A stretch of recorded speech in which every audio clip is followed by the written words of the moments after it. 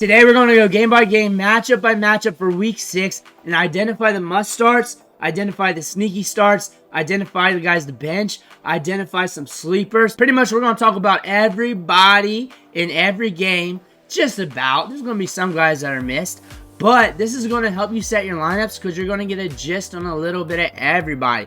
On top of that, if you have any questions for your lineup, start sets advice that you need, drop that in the comment section below. I will get to it Saturday nights or somewhere around 10 to midnight, late tonight. So if you're wondering when it's going to be answered, it will be late Saturday night, and I will get to all of them like I have been doing every single week this season. I have not missed a week so far this year, so we're good to go for that. Before we dig in, though, you need to click that subscribe button right now. We do this every Saturday, so you can count on this video every Saturday to drop your start sit questions, and this is a good time for me to answer them because I've been looking at the matchups. I've been looking at these players all week long. I feel good about answering them for you. On top of that, the you need videos, doing the deep dives, the waiver wire videos, and everything else. Click that button. Ric Flair's watching it. Don't disappoint him.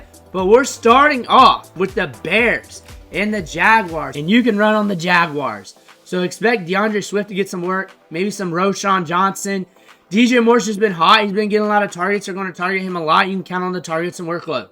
Whether or not it'll be a lot of fantasy points or just some, I imagine he will be fantasy relevant like he has been every week, at least in double digits like every single week because the workload's just going to push him that way. Outside of that, Keenan Allen or Rome Odunze, pick your poison there because one of them's probably going to do a little something, and the other one's probably going to be a flatliner. But we could have a carousel effect starting. We could have that. That could happen in the back end of the season. But right now, DJ Moore soaking up targets, looking good. Run backs mean the other team. That's a DFS term. Run backs, Tank versus ETN right now. We're seeing that every week. Tank has lead the team in rushing in the last 2 weeks. ETN's getting the passing work. He's getting all the routes out of the backfield. That being said, that's a good split. That's a good split that any running back in this matchup or any matchup they're in could hit due to how the workload split off because ETN's getting the money work, but Tank's getting the touches up the gut and could get those rushing touchdowns. Brian Thomas Jr. is him. He is him. You can't bet against him, and there's going to be some matchups where you lay the chips down and it doesn't hit, but there's going to be a lot of them where they do hit. You just can't trust Brian Thomas Jr. on your bench. You just can't do it. Christian Kirk is off and on. He's a waffler in fantasy, but the volume over the middle, the short targets, they're there, and he's also getting an okay target share, but Brian Thomas Jr. is just stealing the show right now. Christian Kirk's all right to start. There's probably going to be a lot of start-sit questions with him because it's Christian Kirk, and you drafted him with 2 condoms on. That being said, the Houston Texans and the New England Patriots, we got a 38 over-under here, and Drake Maye's making his first start. This is going to be very interesting, especially Nico Collins is out. Joe Mixon's back. A lot of people are going to have to end up starting Joe Mixon. He should be getting some volume here. Damian Pierce is back as well. Tank Dell should be getting more workload. He should be. Dalton Schultz should be getting more workload. Xavier Hutchinson will be running more routes. When I did the Xavier Hutchinson You Need video, my prediction was that he was going to run more routes because that was obvious with the trend lines. The production lies where it lies in this offense. Dalton Schultz can be more productive as well. That being said, I may have to do a You Need video on Dalton Schultz, but I don't know if I'll get enough time. But Stefon Diggs will get a lot of volume, short to intermediate, maybe with some deeper targets as well since Nico Collins is out. Run backs, Antonio Gibson's getting the start. Expect him to get a lot of workload. Expect him to get workload in the passing game. The workload should at least allow him to be okay in fantasy. 10 fantasy points, 12 fantasy points. But the Patriots could be behind in this matchup. They might be throwing it more. We also got to see what Drake Maye does with the football. He may push it more downfield and not look at running backs in the flat. Some quarterbacks do that. And Gibson might lose targets, but he's going to run a lot of routes. He's going to be on the field for passing situations. So there is going to be a lot of opportunities. And there's just a lot of unknown with this game. Jalen Polk's an upside play. Might hit with Drake Maye. It could be some other wide receiver in offense. But we have a new variable with the Patriots here with Drake Maye. And now we're looking at the Commanders and Ravens. This one has a 51.5 over-under. Vegas is going to say it's high scoring. There's going to be a lot of potential for fantasy points. That's what that number says. We don't care if it hits the over or it hits the under. We just know that there's potential for a lot of fantasy points here. Zay Flowers, Rashad Bateman. Rashad Bateman, a lot of people don't like, but he has been okay for fantasy football this year. up and down. He's just a sporadic wide receiver, and sporadic wide receivers in matchups like this in deeper leagues, if you're hurting, you may want to look at. Mark Andrews likely, whoever that tight end that's getting it in the offense, you're just going to have to flip that coin on. And Derrick Henry, of course, because he's a stud running back, one of the top running backs in fantasy football right now, and everybody's having trouble stopping him. Run backs on the other side. Brian Robinson hurts. Austin Eckler getting work. And we're also seeing Jeremy McNichols get work week to week. Terry McLaurin deep balls. Terry McLaurin might have a good matchup this week where he's going to cash in. He might get some opportunities this week. He might catch that deep ball, a couple of those. This might be his splash performance. Cleveland Browns versus the Eagles. Devonta Smith back. A.J. Brown back. Dallas Goedert. That trio is going to get the targets. They're going to get the work. That's going to push the game scripts. Jalen Hurts should be good this week. Run backs. Jerome Ford's going to get volume. I don't know how much you're going to trust it, but he's going to get volume. Amari Cooper, Jerry Jeudy. They're going to get volume. One of them are going to do something. You can throw it on the Eagles a bit. So it's all on Deshaun Watson. If he's having a bad game, if he's being historically bad, then the Browns are going to be horrible. However, if he's connecting, both Amari Cooper and Jerry Jeudy is going to look good. Saquon Barkley is going to splash in this matchup. Even if they're holding him down, there's going to be a run or two where he just goes off. Like always, he's getting the volume. Plus, you have to start him because he's Saquon Barkley, unless you're like in a 4-team league. Jayden Reed against the Cardinals. The Packers against the Cardinals. 47 over under. Dubs versus Wicks. Dubs is back. Wicks isn't catching balls, but he's creating separation like crazy. So what are we going to do there? Jordan Love only knows that. Christian Watson, we're watching him. He's questionable. Josh Jacobs getting the workload in this offense, getting a lot of touches. They might try to use him a little bit more against the Cardinals. On the other side of the ball, Marvin Harrison Jr. was held in check last week. He might get some volume this week. It's always Michael Wilson versus Greg Dortch. Michael Wilson has been winning these last few weeks. James Conner getting all the touches. He's a running back you got to start week to week just because of the sheer volume. Matchup doesn't matter. There will be low points. There will be high points, but the touches will be there. Tampa Bay Buccaneers versus the Saints. And it's all on Spencer Rattler. Everybody's scoring is on Spencer Rattler. Because if Spencer Rattler's laying eggs out there, then this could be an ugly one. This could be Bucky Irving rolling. Because if Spencer Rattler comes out and throws 5 picks, then the Bucs are going to be up, and all they got to do is run the ball, and that could be Bucky Irving rolling.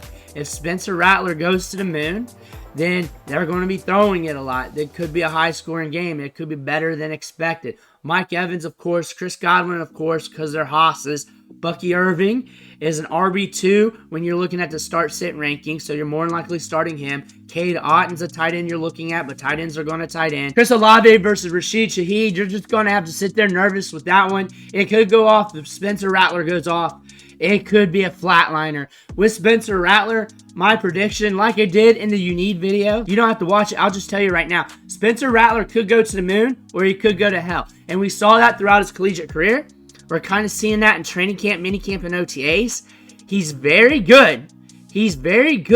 But the consistency and the ability to play when the lights turn on is something we got to notice here. That is the thing. He has all the intangibles to go to the moon. He has it all. That's why people are excited about him. He also has the inconsistency, and we don't know if the lights turn on at the NFL level, if he can hit to that, and if he doesn't, he's going to go to hell. You don't know. But it ain't going to be in the middle. He ain't going to be Bo Nix. There's no Bo Nix in this situation. It's either here or here. That is what I said in a whole video, and you got it right there. But Colts versus Titans, 43 over under. Anthony Richardson's back. That's going to impact the passing offense. Good luck with that.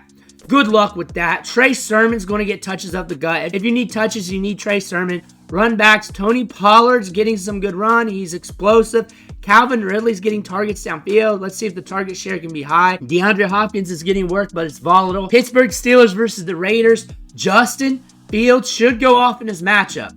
Unless he makes mistakes, he should go off in this matchup on the ground because you can run on the Steelers. He's explosive. Najee Harris should look good in this matchup from a fantasy football perspective. George Pickens, 5+ targets downfield. That being said, he should get volume here. Will Russ come in if there's 1 or 2 interceptions? That is the question. Run backs on the other side. Jakobi Meyers or Trey Tucker. I look for this to be more of a Trey Tucker game due to how locked down the Steelers defense is. I expect both of these wide receivers to get targets, though. Brock Bowers is the man. You're always going to start him. Alexander Madison versus Amir White. White's questionable. Madison's good catching the ball out of the backfield and can get the workload. You do not want these running backs anyways unless you need them. But we're looking at the Chargers and Broncos here. J.K. Dobbins, big time since Gus Edwards is out. Quentin Johnston downfield. Lad McConkey getting the short to intermediate work. Should be a very low-scoring, slow-paced game. 35.5 over-under. Vegas has it at that. That is very low. And we see that with the Broncos every week. The Chargers can run with that as well. Cortland Sutton getting targets deep downfield. If he connects on 3, that might be good enough for him, but he's also a big risk considering the volume in the offense. We're looking at Javonte Williams versus McLaurin here. Targets for McLaurin, touches up the gut for Javonte. It's split. It leans more in favor for Javonte, but again, the volume's going to be so low in this game. There will be somebody that scores for you in fantasy football, but it's probably only going to be like 1 or 2 players. Falcons versus the Panthers. Bijan's questionable, but probably will suit up. Drake London, Kyle Pitts, Darnell Mooney, Ray McLeod. You're looking at all these guys. Kyle Pitts at tight end because tight end's going to tight end. Ray McLeod in deeper spots because he is getting targets game to game, and he's actually kind of valuable in fantasy football. Darnell Mooney is getting those deep targets. He's getting a good target share. Run backs, Deontay Johnson could get it in this matchup. He's still getting a good target share and volume downfield. Andy Dalton's cooling down big time. He is cooling down big time. This is impacting the passing offense. Chuba's going to Chuba. Chuba's looking good. You're riding Chuba until Chuba falls off. Next, Detroit Lions versus Dallas Cowboys. You're starting everybody in this game. That's all I really need to say. It's Gibbs versus Monty like it is every week. J-Mo getting it downfield. He's been looking good all season. Sam Laporta getting some targets. Can he hit? He is the questionable guy, but you can say that about any tight end in the league. Amon-Ra St. Brown is a stud along with CeeDee Lamb. And Jalen Tolbert's getting that work with Brandon Cooks out. Jason Ferguson, you're always starting him at tight end because he gets a lot of work. Dowdle's a big question mark because they may have to throw it more, but he's also getting work. He's looking explosive. Zeke's crying in the media. He might get some red zone looks. Bengals versus Giants here. Zach Moss versus Chase Brown. Chase Brown's been looking more explosive. He's been getting more of those money touches. Zach Moss might be good for some goal line looks. Remember, we got Malik Neighbors out, so the Giants have to figure out how to push the pace here. But T. Higgins should be getting volume. Yoshi could be a sneaky play, but not a play you're really playing in traditional redraft leagues. Mike Gesicki is a tight end you're always looking at. Tyrone Tracy versus Devin Singletary. More than likely, it's going to be Tyrone Tracy, but we're watching the injury report here for the Giants. Wan'Dale Robinson getting those short targets. Darius Slayton getting the deep targets, getting volume, and he will get volume because he's got a good rapport with Daniel Jones. Final game here, Bills and Jets. This is going to be a crazy one. We're watching Cook here to see if he's going to be in this matchup. If not, it's going to be Ray Davis versus Ty Johnson. Breece Hall should go off in this game. Everybody's touting it, though, so you should already know that. But the Bills give up points to the running backs, usually in the passing game. This should be good for Breece Hall. Braylon Allen could sneak some fantasy points as well. Garrett Wilson is good for 5+ targets. That's all you can really say about that. Alan Lazard versus Mike Williams. Mike Williams is starting to heat up a little bit. That's why I have it like that. Tyler Conklin's running routes, getting targets. Been a good tight end for fantasy, especially as a money ball play. Keon Coleman's going to be on the field, getting work. Khalil Shakir, you're watching the injury report.